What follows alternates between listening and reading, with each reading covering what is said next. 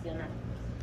¿Qué importancia tiene esto en el mundo? Bueno, pues se calcula que al año nace... Checa, nacimiento prematuro, 22 a las 36 más 6 semanas. Ahorita se tienen que clavar en las preguntas.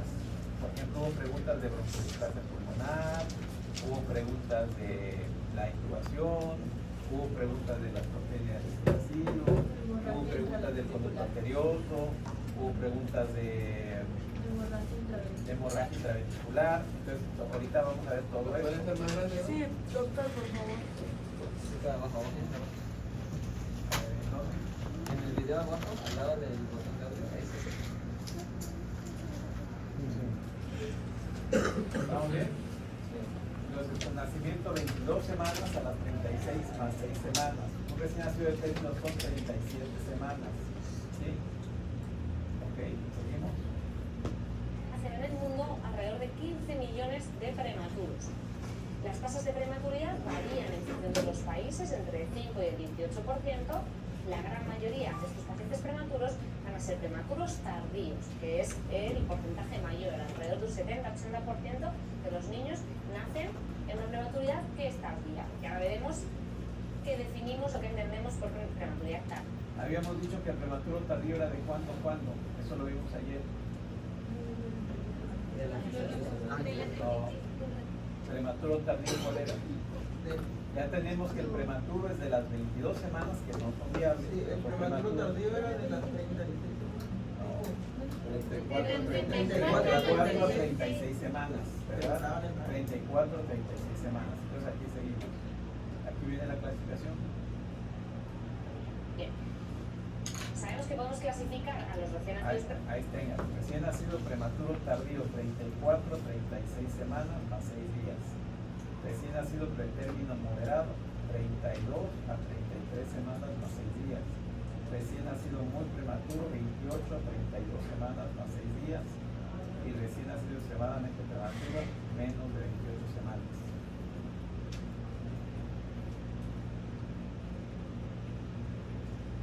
Tardío, 34 a 36 semanas más 6 días. Moderado, 32 a 33 semanas. Muy prematuro, 28 a 32 más 6 días, y extremadamente prematuro. ¿Vamos bien? ¿Okay? Prematuros en función de su edad gestacional en prematuros tardíos, prematuros moderados, muy prematuros o extremadamente prematuros. ¿Y cuáles son los límites que ponemos a cada una de las clasificaciones?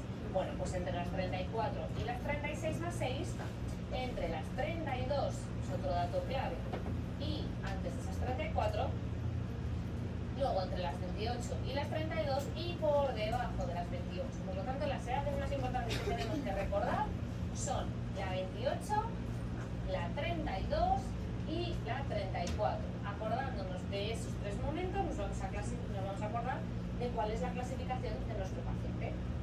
En relación con la prematuridad hay una serie de edades que tenemos que al menos conocer o que nos suenen. Lo primero es la edad gestacional, que es el tiempo que transcurre entre la fecha de última regla y el día del nacimiento, el día del parto. La edad postmenstrual, que me vais a ir hablando de ella a lo largo de la clase, es la suma de esa edad gestacional y la edad postnatal o cronológica. Es decir, un niño que nace en la semana 25, cuando ha pasado 15 días desde su nacimiento, tiene una edad postmenstrual de 27, es decir, 25 más 2. La edad postnatal o cronológica se refiere al tiempo transcurrido desde el día del nacimiento, es decir, en el ejemplo del paciente anterior, cuando hablamos de esas 27 semanas de edad postmenstrual, tiene 15 días de edad postnatal o cronológica. Y luego la edad corregida continuaríamos corrigiendo, es decir, teniendo en cuenta esas semanas que ha nacido antes de la semana 40, ¿hasta cuándo? Hasta los 2 años. Por lo tanto, será la diferencia de tiempo entre la edad cronológica y 40 menos la edad gestacional. Todas estas edades son importantes cuando evaluemos a nuestro recién nacido, bien para unas cosas o bien para otras, bien para el desarrollo neurológico, bien para la alimentación, vacunas, etc. ¿Cuál es la causa de la prematuridad? Bueno, en muchos casos no la vamos a conocer después de hacer un estudio detallado. ¿Se puede revisar tantito? No, porque lo vamos a leer. Ahorita rápido. después vamos a leer, esta es la segunda parte, y ya después todo, de aquí a que te vayamos, vamos a ir leyendo párrafo por párrafo, y voy a ir explicándoles bien todo. ¿Vamos bien? ¿Sí? Ahorita nada más, primero el examen, y me dio gusto porque sacaron 6 es bueno. 6 es bueno, ¿verdad? Ajá, como grupo es bueno. Excelente, ¿no? Bueno, excelente. Lado de la situación de nuestro niño. Es verdad que la causa a veces puede ser inducida, puede ser porque por la salud materna o la salud fetal queramos que ese nacimiento ocurra antes de término. Y las causas son múltiples, las tenéis detalladas en los apuntes, tanto causas a nivel maternas, edad, enfermedades, técnicas de reproducción asistida, factores relacionados con el útero o la placenta y factores fetales como por ejemplo la macrosomía, la generalidad, En cuanto a los trastornos típicos del prematuro, los vamos a clasificar en función de trastornos inmediatos o trastornos ya más a largo plazo. Los trastornos inmediatos son todo este listado, vamos a irlo viendo, sobre todo los detalles importantes, ya que todos estos ítems los tenéis desarrollados en los apuntes del tema y vamos a detallar las apartados más importantes. La prematuridad es la primera causa de que un paciente recién nacido necesite reanimación después de que ocurra el parto.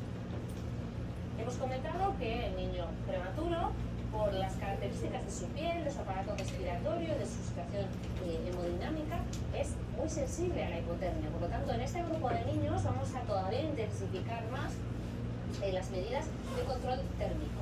Como veis en esta imagen, este sería un ejemplo del muñeco prematuro que lo hemos introducido en una bolsa de plástico, un material que evita que pierda calor a través de la piel, tanto de la cabeza como del resto del cuerpo. Además, los niños tienen una cierta inmadurez respiratoria, como vamos a ver a continuación, y también tienen tendencia a la inestabilidad hemodinámica, tanto más cuanto más prematuro sea el niño. En cuanto a la inmadurez respiratoria que acabamos de comentar, hay dos apartados. Por un lado, es la inmadurez a nivel del centro respiratorio.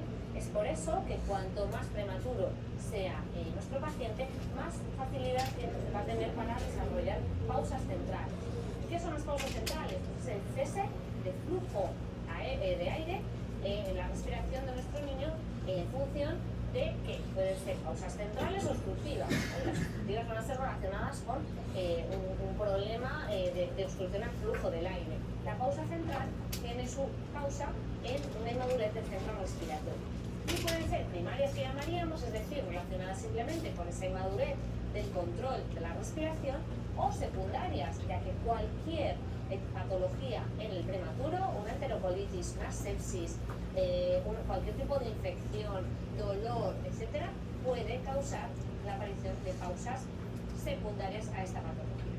Por lo tanto, ¿qué vamos a hacer? Pues el tratamiento lo vamos a orientar a la causa de ese problema, una sepsis, por ejemplo, una enterocolitis, y hay un fármaco, un grupo de fármacos en el que ahora el más común es la cafeína, así que más empleamos, lo vamos a utilizar de profilaxis, es decir, en el niño, sobre todo por debajo de las 32 semanas, vamos a iniciar tratamiento con cafeína desde el primer día de vida para prevenir la aparición de estas pausas. Es un estimulante del centro respiratorio.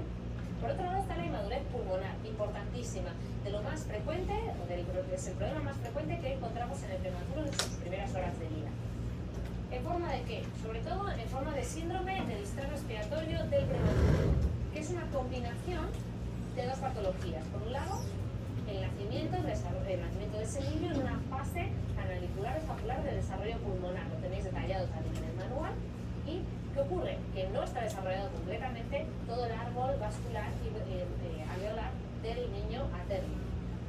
Además, como este nacimiento se produce antes de que los leucocitos tipo 2 empiecen a sintetizar surfactante de manera espontánea, también va a hacer que ese alveolo se colapse en expiración, de manera que aumenta todavía más la dificultad respiratoria. Por lo tanto, cuando tengamos distrés respiratorio en un niño prematuro que necesita cualquier tipo de soporte y nos están hablando de que no hay otras causas, ¿no? De que no es una hernia inflamática, que no es una aspiración meconial, etc. Es decir, en ausencia de otras patologías, el síndrome de distrés respiratorio, es la causa más frecuente de dificultad respiratoria en el prematuro. diagnosticar? Bueno, pues lo voy a diagnosticar por la clínica, lo acabamos de comentar. Pero si me voy a apoyar en pruebas de imagen, por un lado puedo hacer una radiografía de tórax, que es lo más tradicional o lo clásico. Siempre nos han comentado que, bueno, pues la radiografía típica de esa patología es el vidrio esmerilado en la radiografía, que es una imagen al lado, ¿vale? Vemos que dibujamos el broncograma aéreo, lo veis, dentro de la opacidad pulmonar bilateral, ¿vale? Aquí estaría el tubo endotraqueal, la sonda, pero en el parénquima pulmonar vemos que se dibujan perfectamente los bronquios principales, broncograma aéreo típico también de esta patología. Está cogiendo fuerza y está actualmente en auge el uso de la ecografía pulmonar y torácica en el prematuro, en el niño recién nacido. En este caso, si nos hablaran en el examen de una ecografía pulmonar en un síndrome de distrés respiratorio, ¿cuál va a ser la imagen? La que tenéis aquí, donde vemos todas estas imágenes blancas, esta es la superficie pleural y este sería el pulmón, donde vemos toda esta imagen blanca, deberíamos verla en condiciones normales llena de aire, llena de color negro, por lo tanto esa imagen es totalmente patológica, son líneas decoalescentes, un pulmón blanco, digamos, con consideraciones supleurales que pueden ser de pequeño tamaño hasta extensas. Si me apoyo en una analítica de sangre, voy a descartar que haya cualquier marcador inflamatorio o infeccioso, ya que a veces me puede confundir y se puede solapar con la clínica del propio síndrome de distrés respiratorio. Además, me va a ayudar también a evaluar la gravedad. El respiratorio va a ser un marcador de gravedad de esta situación. ¿Y cómo lo trato? Lo primero, la prevención, intentar evitar el nacimiento prematuro. Pero bueno, si no lo hemos conseguido con las medidas que tenéis también en el tema, relacionadas con intentar prevenir y evitar y posponer este parto prematuro, pues lo que voy a hacer es, por un lado, dar soporte respiratorio. Lo ideal y la tendencia actualmente es que sea no invasivo, que sea un soporte respiratorio que me ayude a mantener la capacidad residual funcional, es decir, que me ayude a mantener abierto este alveolo, tanto en inspiración como en expiración, que es el problema que suelen tener estos pacientes, y por ese motivo está indicado ya en los últimos años de guías de manejo del síndrome respiratorio, en todos los niños menores de 30 semanas iniciar soporte con CPAP nasal, con una presión de distensión continua en la vía aérea, desde el mismo momento del nacimiento. En caso de que no sea suficiente y tengamos que intubarlo, recomendaríamos modalidades que tengan volumen garantizado, que sea un manejo ventilatorio poco agresivo, para evitar el volutrauma, pero también el barotrauma y el aterectotrauma. Y luego, el otro tratamiento que cambió la vida de nuestros prematuros, que dio un vuelco a la neonatología, fue el tratamiento con surfactante endotraqueal. Hay dos tipos, hay un grupo de surfactantes naturales, otro sintético. A día de hoy en Europa lo que más empleamos es el surfactante tipo natural, que puede ser bien derivado del cerdo o bien de la oveja. Y bueno, pues lo que hacemos es administrar este surfactante que el pulmón del prematuro no ha podido sintetizar de manera exógena. ¿Cómo? Pues mediante técnicas en general mínimamente invasivas, tipo lisa, tipo mist, o bien, en caso de que no sea posible esto, pues a través del tubo endotraqueal directamente. Es verdad que en estos últimos años se están desarrollando muchos proyectos de investigación relacionados con la administración del surfactante aerosolizado, pero a día de hoy todavía no disponemos de él. Este surfactante, debemos recordar que hace muchos años pues, se empleaba de manera profiláctica en función de la edad gestacional. A día de hoy ya esto no es así, no lo usamos de manera profiláctica, sino que hacemos un tratamiento de rescate precoz en las primeras 3 horas postnatales. Ha demostrado que disminuye la mortalidad y la fuga aérea en los niños con síndrome de distrés respiratorio. En cuanto a la inmadurez cardiovascular, hemos comentado que los niños prematuros tienen más riesgo de inestabilidad hemodinámica por esa labilidad que tienen por esa inmadurez. Esta labilidad e inestabilidad hemodinámica a veces puede favorecer el desarrollo de hemorragia intraventricular, por lo tanto debemos detectarlo y manejarlo, tratarlo en caso de que sea necesario. ¿Qué ocurre con el paciente prematuro? Pues que el ductus arterioso persistente no se va a cerrar de manera espontánea como ocurre con el niño a término. En esta imagen que tenéis de ecocardiografía transtorácica, vemos perfectamente como en el flujo que vemos en la arteria pulmonar, vemos un flujo rojo que va en dirección contraria, ¿vale? Que va hacia la sonda, que corresponde a la persistencia diferencia del ductus, ya que lo que comunica este vaso es la arteria pulmonar y la arteria aorta, y cuando yo tengo las presiones en el pulmón, en el lado pulmonar, y en el lado sistémico, en el lado de la aorta, cuando estas presiones son iguales, el flujo a través del ductus no va a ser significativo. Pero ¿qué ocurre? En las primeras horas y días de vida del niño prematuro, las obstrucciones pulmonares van a empezar a descender. Por lo tanto, el flujo que atraviesa el vaso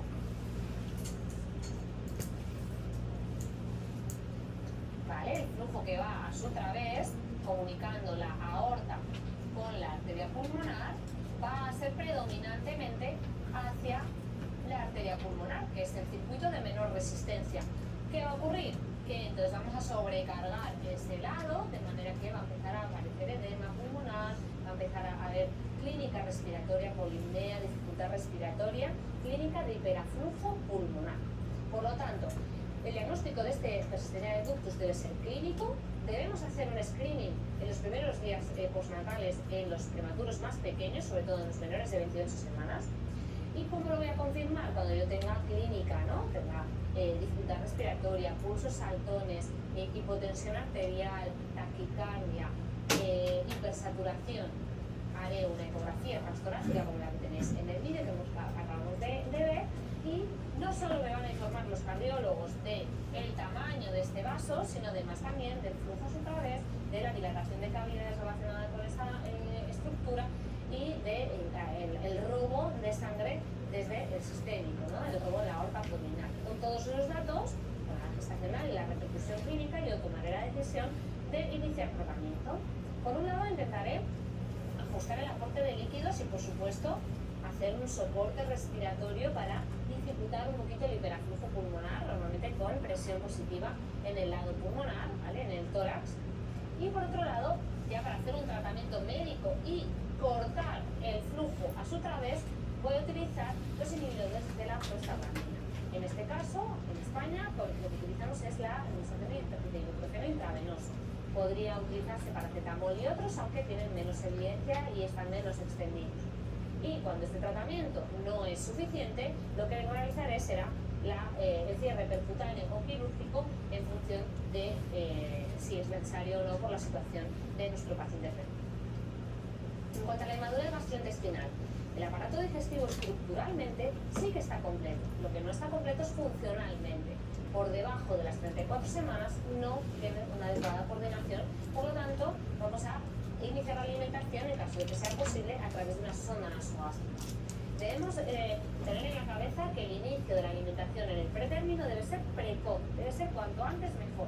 Y en caso de disponer de leche materna, o bien propia o bien donada, de bancos de leche, etcétera, siempre será la preferencia respecto a las fórmulas, ya que genera múltiples beneficios en el paciente prematuro, disminuyendo la tasa de enterocolitis necrotizante, de infecciones, mejor tolerancia, etcétera, de manera que siempre vamos a promover que las madres de nuestros niños prematuros se extraigan leche y favorezcamos una alimentación precoz, y cuanto antes consigamos una enteral exclusiva, pues mejor para este bebé. En cuanto a otros problemas digestivos, hay que acordarse de la enterocolitis necrotizante, porque es la urgencia abdominal más frecuente en el periodo neonatal y la primera causa de intestino gordo. En esta imagen tenéis una niña prematura con una distensión abdominal muy importante, ¿vale? Vemos que tiene un abdomen muy distendido, probablemente doloroso a la palpación. En este caso hay que sospechar o tratarse de una enterocolitis, ya que es el paciente prematuro el principal factor de riesgo para desarrollar esta enfermedad. ¿Por qué se produce la enterocolitis necrotizante? Pues una etiología multifactorial. Lo que va a ocurrir es que en una barrera intestinal que está inmadura, con una afectación además de la vasculatura, pues va a haber una aparición de una infección o de una alteración de esta pared, de manera que hay una colonización bacteriana anómala por el propio incluso ingreso en la unidad de cuidados intensivos, de manera que se favorece esta sepsis de origen abdominal, porque finalmente lo que ocurre es una clínica de sepsis específica, pero en la que vamos a tener datos que nos orientan a pensar en que el foco es el abdomen, como es en la imagen la distensión abdominal, como son los vómitos, como es el rechazo de las tomas, los restos biliosos a través de la sonda nasogástrica o las deposiciones con sangre. Como digo, el diagnóstico lo vamos a hacer básicamente a través de la clínica, un paciente pretérmino que empieza con sepsis y datos de origen abdominal. Esto es una enterocolitis necrotizante, mientras no se demuestre lo contrario. Debería hacer una analítica de sangre para ver cómo está la serie blanca, ya que puede haber tanto leucocitosis como leucopenia, neutropenia o neutrofilia. A veces bajan también las plaquetas, que es también un marcador de afectación.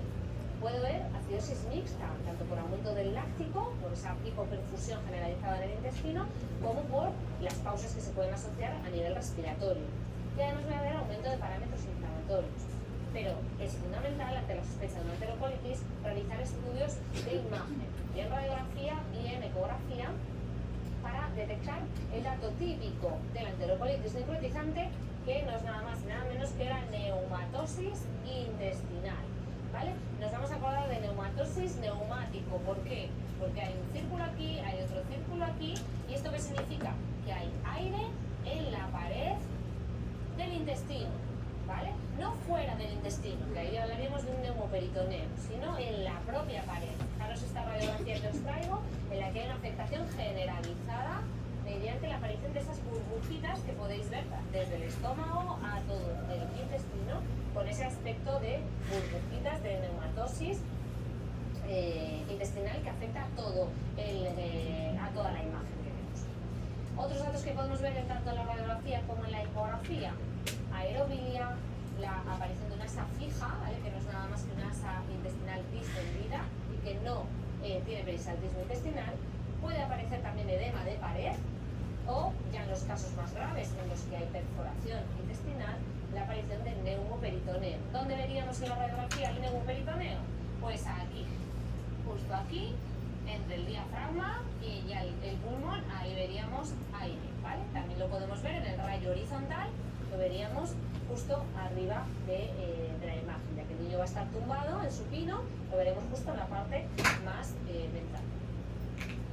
¿Cuál es el tratamiento? Lo primero va a ser un tratamiento médico, que va a incluir la dieta absoluta, paramos la alimentación en el momento que sospechamos una enterocolitis, iniciar antibióticos, ya que hemos comentado que tiene relación con una sobreinfección o con una participación de sepsis.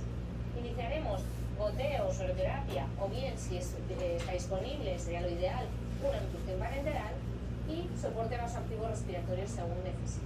Es verdad que hay un grupo de pacientes en los que este tratamiento no es suficiente. Tenéis en los apuntes también la clasificación de Bell que relaciona con este tema. Y a ese grupo de niños es verdad que hay veces que necesitamos hacer cirugía, corrección quirúrgica, ¿cómo? O sea, ¿cuándo lo haríamos? Cuando vemos datos de perforación intestinal o cuando hay un fracaso del tratamiento médico. Normalmente solemos hacer resección de la zona necrótica y ostomías, como tenéis en la imagen. Esto sería un prematuro con la reacción de esas ostomías que veis en la pared abdominal. Y a veces en los casos más graves, en los que hay una afectación generalizada, pueden beneficiarse de un drenaje peritoneal, pero es mucho. En cuanto a la inmadurez renal, bueno, pues es que el aumento del número de nefronas que forman parte del riñón va a aumentar fundamentalmente al final del embarazo. Por lo tanto, estos niños nacen con una dotación menor de las nefronas totales. Por lo tanto, van a tener una filtración glomerular disminuida y también, aparte del lobérulo en el túbulo, va a haber una reabsorción tubular pues alterada, ¿no? Una capacidad de concentración de la orina disminuida. Además, tiene menos capacidad para excretar agua libre y el sistema de tampón renal está también alterado. ¿Todo esto qué va a hacer? Pues que los pacientes prematuros sean muy sensibles a cuando hacemos un aporte excesivo de líquidos, también a lo contrario, a perder una cantidad de peso importante, incluso también a tener acidosis, a tener hiperglucemia, tienes alteraciones iónicas, ¿vale? Hiponatremia, etcétera. Y además también, ojo, porque van a tener menos capacidad de depuración renal de ciertos fármacos. Por lo tanto, hay muchos fármacos nefrotóxicos que usamos en nuestras unidades que tendremos que tener en mente. Este paciente prematuro puede tener problemas con esa nefrotoxicidad. Por lo tanto, ¿qué haremos? Evaluaremos diariamente la necesidad de líquidos. Decíamos que en el niño a término las necesidades de líquido del primer día son entre 50 y 60. Bueno, pues en el prematuro son alrededor, vamos a quedarnos con la cifra de 80. El ajuste diario de los aportes de iones, de las entradas totales, del peso de las analíticas que realizaremos, el tratamiento del ductus fundamentalmente también para mejorar la perfusión renal. Limitaremos la exposición a nefrotóxicos y en caso de tener que hacer tratamiento con estos fármacos, ya que a veces no tenemos alternativa, determinaremos los niveles en sangre para evitar toxicidad y haremos una monitorización y un despistaje siempre de hipertensión arterial, sobre todo ya cuando son un poquito ya más mayores y van creciendo y desarrollándose, puede aparecer hipertensión arterial también. ¿Qué ocurre a nivel neurológico? Bueno, la lesión típica del paciente pretérmino en el momento agudo es la hemorragia intraventricular. ¿Por qué se produce? Se produce porque tenemos una estructura justo en la base de los ventrículos, que es la matriz germinal subependimaria, que es muy sensible a los cambios de osmolaridad, de tensión arterial, de PCO2, de manera que se pueden producir pequeñas rupturas de los vasos de esta estructura y sangrado a este nivel. La clasificación de la lesión que aparece en una hemorragia intraventricular la podemos hacer en función de dos escalas: la escala de Volpe, que sería la más reciente, y la escala de Papil, que al final es el antecesor de esta clasificación de Volpe. En ambos casos veis que hay grado 1, 2 y 3, además en la de Papil habría una hemorragia grado 4. La hemorragia grado 4 es la grado 3, donde ocurría ya extensión parenquimatosa. Bien, lo que cambió en la clasificación de Volpe básicamente es que la grado 1 afecta a menos del 10% de la superficie del ventrículo, la 2 entre el 10 y el 50 y la 3 más del 50, de manera que cualquiera de estas hemorragias puede asociar o bien un infarto o bien una hemorragia del parénquima, ¿vale? Ya no tendríamos ese grado 4, sino que puede aparecer en cualquiera de las otras. Sí que acordaros que la grado 3 puede tener dilatación de estos ventrículos, ¿vale? Vamos a verlos dilatados, de manera que a veces necesitamos evacuar, ¿vale?, líquido cefalorraquídeo dentro de este sistema ventricular para limitar la lesión en la sustancia blanca. Por lo tanto, ¿cómo lo manejo? Lo primero, que habíamos comentado igual en el distrito respiratorio, evitar la prematuridad. La administración de corticoides prenatales ha permitido que haya disminuido la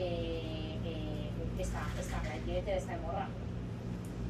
Adecuada reanimación, intentar mantener estables los niveles de tensión arterial, de PCO2, de osmolaridad, evitar cambios bruscos, de manera que protejamos esa zona de la matriz germinal y tratar todo lo que pueda ser agresiones para esta, como son las infecciones, el ductus, minimizar los estímulos y favorecer los estímulos positivos, ¿vale? El contacto con su madre, el método canguro, etc. Y hacer una monitorización ecográfica en todos los prematuros, sobre todo en los niños menores de 32 semanas, debemos realizar un seguimiento de ecografía transfrontal ELAD que nos permite detectar la hemorragia y sus complicaciones, como es por ejemplo la hidrocefalia posthemorrágica. Cuando esta hidrocefalia es significativa, ¿cómo lo sabemos eso? En función de las medidas del índice de Levén, ¿vale? Que veis que en el eje de las X tiene la edad gestacional y aquí tiene el índice ventricular, que es una de las medidas que vamos a tomar mediante ecografía transfrontal. Cuando estamos por encima de los niveles adecuados, que sería el P97 más 4, hay que evacuar líquido cefalorraquídeo. ¿Cómo? Mediante la realización de punciones lumbares o mediante la colocación de válvulas de derivación ventriculoperitoneal o dispositivos tipo reservorio. Importante para proteger, como digo, la sustancia blanca que veremos posteriormente. Seguimos con el sistema nervioso central. Hablamos del fondo de ojo. Otro de los screening privados que debemos realizar en el prematuro. Debemos hacer un despistaje y un seguimiento de cómo se va vascularizando toda la retina. Sobre todo en qué grupo de prematuros, en los menores de 30 semanas o menores de 1.500 gramos, ya que son los más sensibles al desarrollo de esta retina de manera aberrante. Es en lo que consiste la retinopatía. Debido a la hiperoxia, la prematuridad, los vasos sanguíneos que llenan la retina se desarrollan de manera anómala y pueden generar finalmente un desprendimiento de retina y por lo tanto ceguera. Por lo tanto, importante hacer un screening mediante la determinación, la realización de fondos de ojo, ¿vale? Vamos a empezar cuando, como a las 4 o 6 semanas postnatales. Y tenéis todo esto en los apuntes. Vamos a determinar ¿Qué grado de lesión, si tiene una retinopatía, entre el estadio 1 y el estadio 5? La 1 solo sería una línea de demarcación donde vemos la diferencia entre la retina vascularizada y la que no lo está, y el grado 5 ya sería un desprendimiento total de retina. ¿Cómo lo manejamos? Hemos comentado, evitar la hiperoxia, evitar la prematuridad, controlar mediante fondo de ojo, pero una vez que no he podido evitar que aparezca esa lesión, ¿qué tratamiento pueden precisar estos niños? Pues lo que vamos a intentar es evitar ese desarrollo de esos vasos anómalos, como con fármacos intravítreos anti-VEGF, que es el factor de crecimiento endotelial, o bien mediante fotocoagulación láser. Cualquiera de los dos tratamientos están orientados a intentar prevenir el desprendimiento de retina y por lo tanto la CR. En cuanto a la inmadurez a nivel óseo, bueno, pues es importante que tengáis en cuenta que sobre todo en los menores de 28 semanas, es decir, cuanto más prematuro, más riesgo tenemos de enfermedad metabólica, hay una menor mineralización ósea, ya que ese aporte final de minerales, de calcio y de fósforo, se va a producir también al final de la gestación. Por lo tanto, estos niños pueden tener un déficit de la mineralización, o bien porque nosotros aportemos escasos niveles de calcio y de fósforo, o bien porque ese niño no lo absorba de manera correcta, ¿no? Lo más frecuente que va a ser en nuestros niños, sobre todo lo primero, un escaso aporte para las necesidades del niño. El diagnóstico de esta enfermedad ósea metabólica lo vamos a hacer mediante la determinación en la bioquímica del fosfato en sangre, de la calcemia y del fosfato y el calcio en la orina. Y luego hay un marcador muy sensible, y que es el que más empleamos en el despistaje de esta enfermedad, que es la fosfatasa alcalina. Cuando esa fosfatasa alcalina está muy elevada, nos está hablando de que hay un alto recambio en el hueso, de que hay una deficiente mineralización y debemos aportar o mejorar la alimentación, sobre todo de estos niños, porque si no, lo que podemos tener, como veis aquí, fijaros, que fracturas tan patológicas en los dos fémures en un niño prematuro. ¿Cuáles son los factores de riesgo? Sobre todo los que tenéis destacados, ¿no? La prematuridad, cuando la alimentación no es la ideal, es decir, no fortificamos la leche materna, el sexo masculino, el peso menor de 1000 gramos, o cuando hay una restricción alimentaria por lo que sea, por ejemplo, porque queremos limitar el aporte de líquidos porque tiene un ductus el niño. Bueno, pues entonces ahí tendremos que prestar atención a aportar calorías de otra forma, pero siempre debemos aportar calorías y calcio y fósforo de manera correcta. Y luego en la parte de la mala absorción, por supuesto, la enterocolitis neurotizante y el intestino corto que pueden ocurrir tras esta, pues también es una fuente común de problemas a este nivel. Así que, ¿qué intentaré hacer para hacer un manejo adecuado de la enfermedad ósea, prevenirla y tratarla?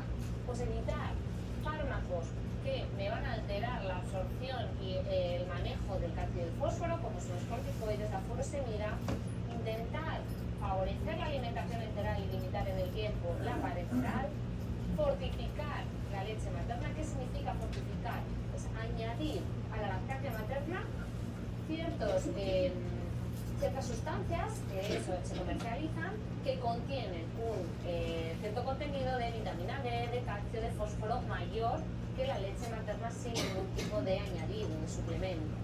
¿Por qué? Porque mi objetivo es conseguir unos aportes de calcio, de fósforo y de vitamina D dentro de los rangos. Cada niño estará en un rango de los que os pongo yo en la diapositiva, pero siempre debemos irlo evaluando seriadamente si estamos o no estamos aportando lo necesario. Siempre la suplementación con vitamina D, especialmente en estos niños, todavía es más importante, y damos dosis más altas, y monitorizar la fosfatasa alcalina de manera seriada durante el ingreso. En cuanto a los trastornos tardíos del prematuro, vamos a destacar los más importantes, ya no vamos a hablar de todos ellos, sino que quiero destacar sobre todo la displasia broncopulmonar, ya que es a nivel, ya es el problema respiratorio crónico más frecuente en el niño prematuro, en el que vamos a ver una enfermedad pulmonar crónica. ¿Por qué se produce? Por el desarrollo de un pulmón inmaduro en el que van a actuar noxas externas, infecciones, soporte respiratorio invasivo, colonización por gérmenes anómalos, desnutrición, etcétera, inflamación, que va a limitar y va a disminuir el crecimiento pulmonar, de manera que se limita la función respiratoria tanto en el periodo neonatal inmediato como luego en la primera infancia. Esta definición es un poco amplia, ya que existen distintas definiciones de consenso, de las cuales la más extendida sería la que tenéis aquí, la de la NICHD, que sería la que vamos a ver en esta diapositiva, ¿vale? Básicamente la displasia broncopulmonar la vamos a definir cuando ese niño tenga una necesidad de soporte respiratorio mayor de 28 días y que precise, o sea, y veremos qué soporte respiratorio necesita a las 36 semanas de edad postmenstrual. ¿Cuándo vamos a evaluar? Como digo, en el niño menor de 32 semanas, que es el que más habitualmente presenta displasia broncopulmonar, lo miraremos a las 36 semanas de edad postmenstrual. En los niños mayores de 32, en los que también hay algunos casos de displasia, lo haremos a los 56 días o al alta. Entonces, más de 28 días de CO2 mayor del 21% tiene una displasia broncopulmonar del paciente. Ahora, ¿de qué grado? Leve, moderada o grave, en función de si ya no tengo soporte respiratorio a las 36 semanas, si sí que tengo, pero la CO2 es menor del 30%, o si tengo soporte y además es un soporte importante, ¿no? Una CO2 alta o una CPAP, una intubación, etc. En ese caso ya sería una displasia grave. En cuanto a la prevención y manejo de la displasia broncopulmonar, lo mismo que para el síndrome de estrés respiratorio, ventilación poco agresiva, intentar reducir la exposición tanto al oxígeno como a cualquier otra agresión, ductus arteriosos, sepsis, infección, enterocolitis, coleamnionitis, y manejar de manera correcta esas patologías. Mantener un adecuado nivel de nutrición, como hemos comentado, fundamentalmente basados en la lactancia materna, que sí que parece que en algunos estudios puede tener un papel en la prevención de esta displasia, y importantísimo prevenir infecciones tanto a nivel sistémico como a nivel pulmonar. En cuanto al tratamiento, pues además del soporte ventilatorio y de la nutrición, que son los dos pilares del tratamiento de la displasia, sí que es verdad que hay algunos fármacos que se han ensayado, sobre todo los más potentes son los corticoides postnatales.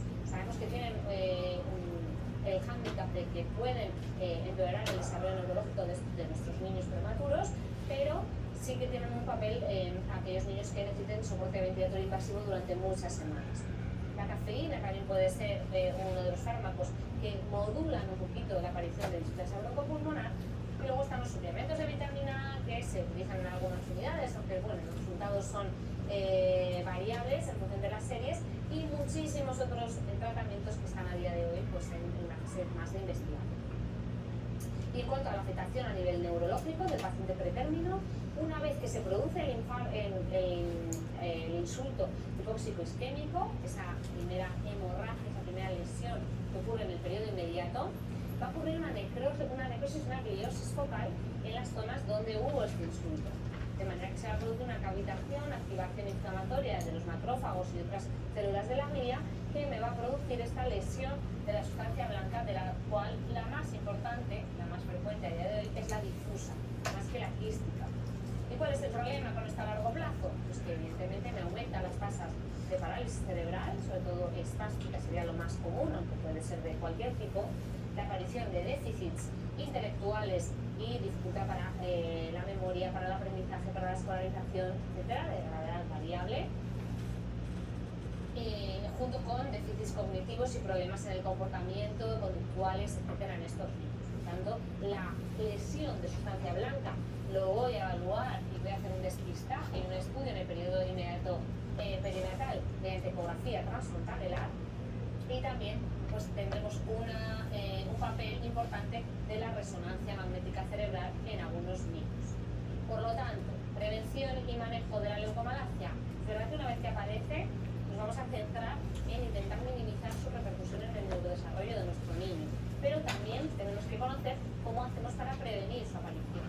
Evitar, ¿no? Y hacer un manejo muy exquisito de la tensión arterial, de las infecciones, de la hipo e hiperventilación, del soporte respiratorio, hacer un seguimiento ecográfico, incluso desde el primer día de vida. Empezamos ya con el seguimiento con ecografía transfrontalar, y también crecimiento de la cabeza, ¿vale? Vamos a ir haciendo un seguimiento del crecimiento de este perímetro craneal en nuestros niños, y sobre todo el niño menor de 32 semanas necesita un seguimiento también por rehabilitación alimentación y por fisioterapia, de manera que podamos mejorar el desarrollo a largo plazo.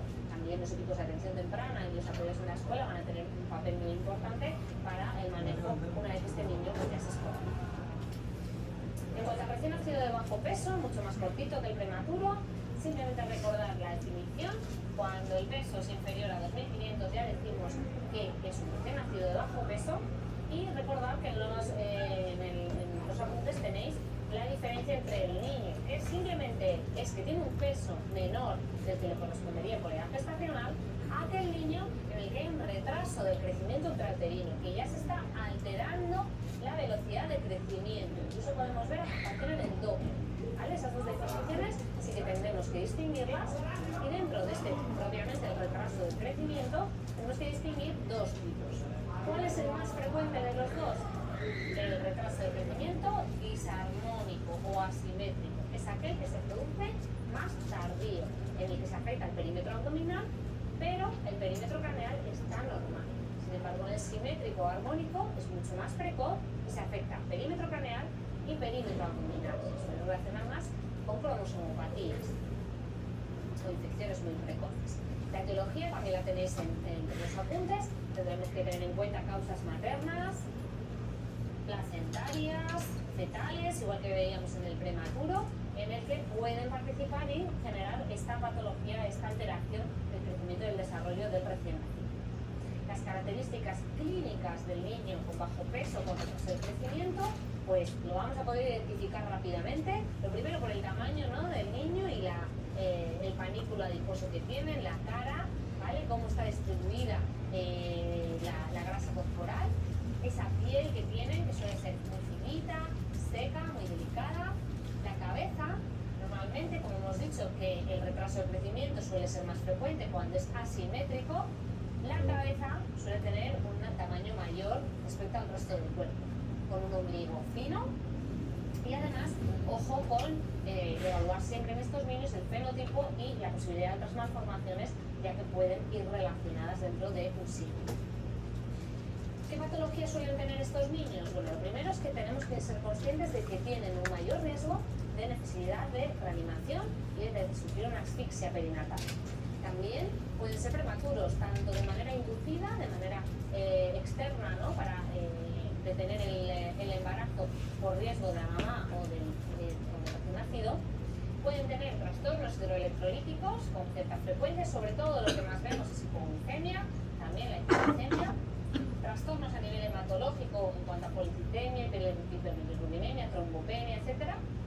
A nivel digestivo, tienen más riesgo que los niños a término o los niños con un adecuado peso de enterocolitis y de retraso de la aparición del meconio.